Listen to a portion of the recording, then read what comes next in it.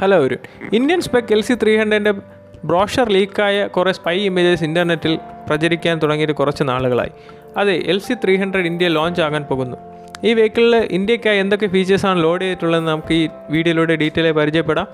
ഈ ചാനൽ ആദ്യമായിട്ടാണ് കാണുന്നതെങ്കിൽ ചാനൽ സബ്സ്ക്രൈബ് ചെയ്യുക, കൂടാതെ അടുത്തുള്ള ബെല്ലൈക്കൺ എനേബിൾ ചെയ്യുക. ഞാൻ അടുത്തിടെ പോസ്റ്റ് ചെയ്യുന്ന എല്ലാ വീഡിയോസും നിങ്ങൾക്ക് നോട്ടിഫിക്കേഷനെ കാണാൻ സാധിക്കും. SUVകളെല്ലാം മോണോക്കോക്കായി മാറിക്കൊണ്ടിരിക്കുന്ന കാലത്ത് ടൊയോട്ട അവിടെ ഫ്ലാഗ്ഷിപ്പ് മോഡലായ ലാൻഡ് ക്രൂസറിനെ അതിൻ്റെ ഓഫ് റോഡ് കേപ്പബിലിറ്റീസ് ഒന്നും നഷ്ടപ്പെടാതിരിക്കാൻ ലാഡർ ഓൺ ഫ്രെയിം ചേസിസിൽ തന്നെ നിലനിർത്തിയിട്ടുണ്ട്. ലാഡർ ഓൺ ഫ്രെയിം ചേസസ് എന്ന് വെച്ചാൽ ഒരു ലാഡർ ഫ്രെയിം ചേസിൻ്റെ മുകളിൽ ബോഡിയെ പ്ലേസ് ചെയ്തിട്ടുള്ള ഒരു കൺസ്ട്രക്ഷനാണ്. ഈ വെഹിക്കിൾ ബിൽഡ് ചെയ്തിരിക്കുന്നത് TNGA-F പ്ലാറ്റ്ഫോമിലാണ്. അതായത് ടൊയോട്ടയുടെ ന്യൂ ഗ്ലോബൽ ആർക്കിടെക്ചർ F പ്ലാറ്റ്ഫോമിലാണ് ബിൽഡ് ചെയ്തിരിക്കുന്നത്. വാഹനം ബിൽഡ് ചെയ്യാൻ യൂസ് ചെയ്തിരിക്കുന്നത് അൾട്രാ ടെൻസൈൽ സ്റ്റീലും അൾട്രാ ഹൈ ടെൻസൈൽ സ്റ്റീലുമാണ് യൂസ് ചെയ്തിട്ടുള്ളത്. കൂടാതെ ഈ വെഹിക്കിളിൻ്റെ പാനൽസ് ബിൽഡ് ചെയ്തിരിക്കുന്ന അലുമിനിയത്തിലാണ്. അലുമിനിയം യൂസ് ചെയ്യുമ്പോൾ നമുക്ക് വാഹനത്തിൻ്റെ വെയിറ്റ് കുറയ്ക്കാൻ സാധിക്കുന്നുണ്ട്. ഈ വാഹനം ഔട്ട് ഗോയിങ് മോഡലിനെ കമ്പയർ ചെയ്യുമ്പോൾ 20% ടെൻസൈൽ സ്ട്രെങ്ത് ഇൻക്രീസ് ചെയ്തിട്ടുണ്ട്. കൂടാതെ 200 കിലോയോളം ഭാരവും കുറഞ്ഞിട്ടുണ്ട്.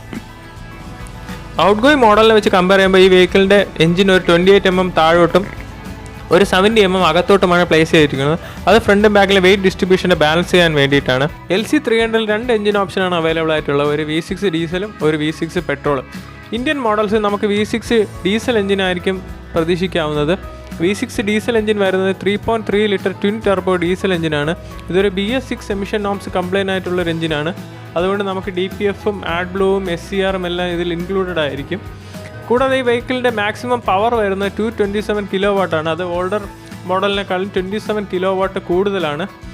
കൂടാതെ ഇതിൻ്റെ മാക്സിമം ടോർക്ക് വരുന്നത് 700 Nm ആണ്. ഔട്ട് ഗോയിങ് മോഡലിന് 650 N ആയിരുന്നു. കൂടാതെ ഇതിൽ ട്വിൻ ടർബോ മെക്കാനിസമാണ്. ഐഡിൽ സ്പീഡിൽ സിംഗിൾ ടർബോയും ഹൈ സ്പീഡിൽ ട്വിൻ ടർബോയായിട്ടാണ് ഇത് വർക്കാവുന്നത്. ഈ വെഹിക്കിളിൻ്റെ ഇൻക്ലൈൻ ആംഗിൾ അനുസരിച്ച് ഈ വെഹിക്കിളിൻ്റെ crank case oil sump redesign ചെയ്തിട്ടുണ്ട്. 45 ഡിഗ്രി ഇൻക്ലൈൻ ആംഗിളിലും ഇതിൻ്റെ ഓയിൽ ഈസിയായി സക്ക് ചെയ്യാന്നുള്ള രീതിയിലാണ് റീഡിസൈൻ ചെയ്തിട്ടുള്ളത്. കൂടാതെ നമ്മൾ ഈ വെഹിക്കിൾ ഓഫ് റോഡ് പോകുമ്പോൾ വെഹിക്കിൾ വാട്ടർ കെട്ടി നിൽക്കുന്ന സ്ഥലങ്ങളിൽ കൂടെ പോകേണ്ടതായിട്ട് വരും.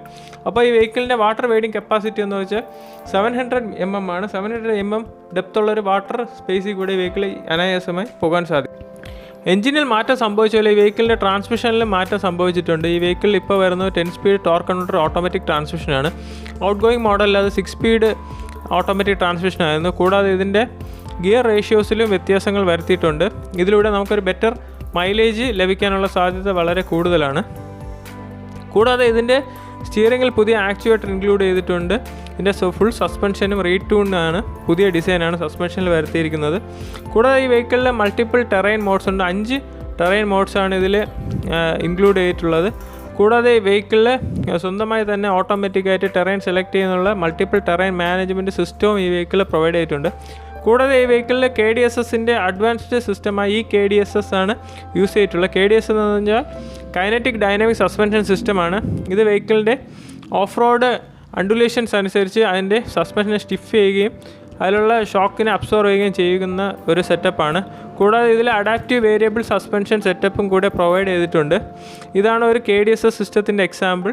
ഈ വെഹിക്കിളിൻ്റെ ബൗൺസിങ് KDSS ഉള്ള വണ്ടിയിൽ കൂടുതൽ ആയിരിക്കില്ല, കുറവായിരിക്കും. നമ്മൾക്ക് വെഹിക്കിളിൻ്റെ ഇൻറ്റീരിയറിൽ ആ ഫീല് നമുക്ക് കാണാൻ സാധിക്കുന്നുണ്ട്. കൂടാതെ ഈ വെഹിക്കിളിൻ്റെ എക്സ്റ്റീരിയർ ഡിസൈനെ കുറിച്ച് നോക്കുമ്പോൾ എക്സ്റ്റീരിയർ ടോട്ടലി റീഡിസൈൻഡ് ആണ്. LED ഹെഡ് ലാംപ്സും ഒക്കെയാണ് പ്രൊവൈഡ് ചെയ്തിട്ടുള്ളത്. പഴയ വാഹനമായിട്ട് യാതൊരു ബന്ധവുമില്ല. റിയറിൽ ഫുൾ ലെങ്ത് ടൈൽ ഗേറ്റാണ് ഈ വാഹനത്തിൽ പ്രൊവൈഡ് ചെയ്തിട്ടുള്ളത്. കൂടാതെ അത് പവേർഡ് ആണ്. കൂടാതെ തേർഡ് റോ സീറ്റ് നമുക്ക് ഇലക്ട്രോണിക്കലി ഫോൾഡ് ചെയ്യാനും ഓപ്പൺ ചെയ്യാനും സാധിക്കുന്നുണ്ട്. കൂടാതെ ഇതിൻ്റെ ടൈൽ ഗേറ്റ് കിക്ക് സെൻസർ ഉപയോഗിച്ച് ഓപ്പറേറ്റ് ചെയ്യാൻ സാധിക്കും.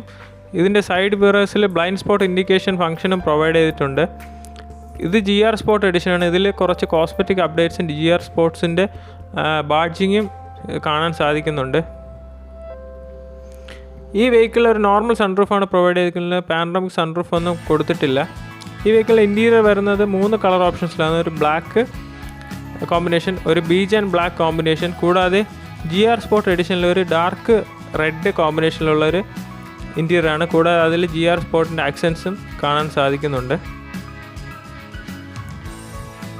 വെഹിക്കിളിൻ്റെ ഇൻറ്റീരിയൽ നോക്കുമ്പോൾ നീറ്റ്ലി ലേഔട്ട് ആയിട്ട് ഒരു ഡാഷ്ബോർഡാണ്. സെൻട്രൽ ക്ലസ്റ്ററിലെ സ്വിച്ചസ് എല്ലാം പ്രൊവൈഡ് ചെയ്തിട്ടുണ്ട്. ഈ വെഹിക്കിൾ ഒരു ഫ്ലോർ സോൺ ക്ലൈമറ്റ് കൺട്രോളാണ് പ്രൊവൈഡ് ചെയ്തിട്ടുള്ളത്. സെൻട്രൽ ഒരു ഡിസ്പ്ലേ പ്രൊവൈഡ് ചെയ്തിട്ടുണ്ട്. കൂടാതെ ഇതിൻ്റെ സ്റ്റാർട്ടിംഗ് സ്വിച്ചിൽ നമുക്ക് ഫിംഗർ പ്രിൻ്റ് ആഡ് ചെയ്യാനുള്ള ഓപ്ഷൻ പ്രൊവൈഡ് ചെയ്തിട്ടുണ്ട്. അത് ഒരു എൻഹാൻസ്ഡ് സെക്യൂരിറ്റി ഫീച്ചറാണ്. കൂടാതെ ഇതിൻ്റെ ഇൻസ്ട്രുമെൻറ്റ് ക്ലസ്റ്ററിൽ ഡിജിറ്റൽ അനലോഗിൻ്റെ ഒരു ഇൻകോർപ്പറേറ്റ് ചെയ്തൊരു ക്ലസ്റ്ററാണ്. കൂടാതെ ഈ വെഹിക്കിളിൽ മൾട്ടി ടെറൈൻ മോണിറ്ററിംഗ് സിസ്റ്റം ഉണ്ട്. 360 ഡിഗ്രി ക്യാമറ ആയി ആക്ട് ആവുന്നു. കൂടാതെ ക്യാമറ ക്ലീൻ ചെയ്യാനുള്ള വാഷറും പ്രൊവൈഡ് ചെയ്തിട്ടുണ്ട്.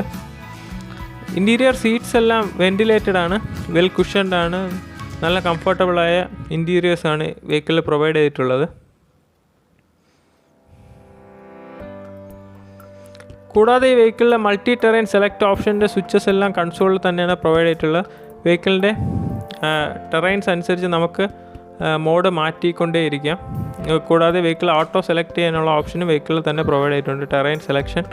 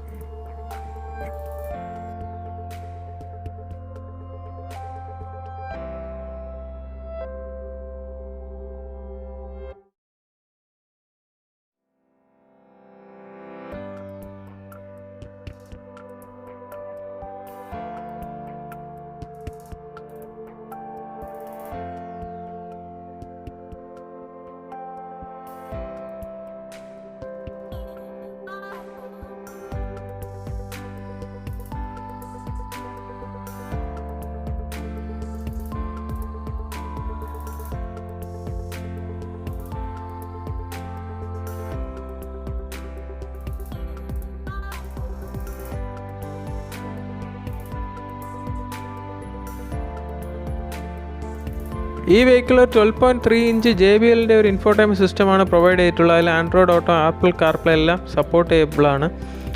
റൂഫ് ഓപ്പൺ ചെയ്യാനുള്ള സ്വിച്ചസ് സെൻട്രലിൽ പ്ലേസ് ചെയ്തിട്ടുണ്ട്.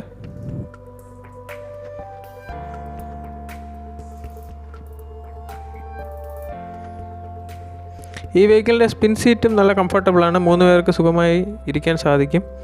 ഇതാണ് വെഹിക്കിളിൻ്റെ infotainment. Android auto, Apple CarPlay എല്ലാം ഇതിൽ കണക്ട് ചെയ്യാൻ സാധിക്കും. കൂടാതെ വെഹിക്കിളിൻ്റെ ഡ്രൈവർസിൻ്റെ ബാക്കിലായിട്ട് അഡീഷണൽ സ്ക്രീൻസും പ്രൊവൈഡ് ചെയ്തിട്ടുണ്ട് ടോപ്പ് ആൻഡ് വേരിയൻസിൽ. കൂടാതെ ഈ വെഹിക്കിളിൽ ടൊയോട്ട കണക്റ്റഡ് ഫീച്ചേഴ്സായ stolen vehicle tracking, automatic collision notification system, കൂടാതെ SOS എമർജൻസി കാൾ എന്നുള്ള ഫീച്ചേഴ്സ് ഈ വെഹിക്കിളിൽ ഇൻക്ലൂഡഡ് ആയിട്ടുണ്ട്.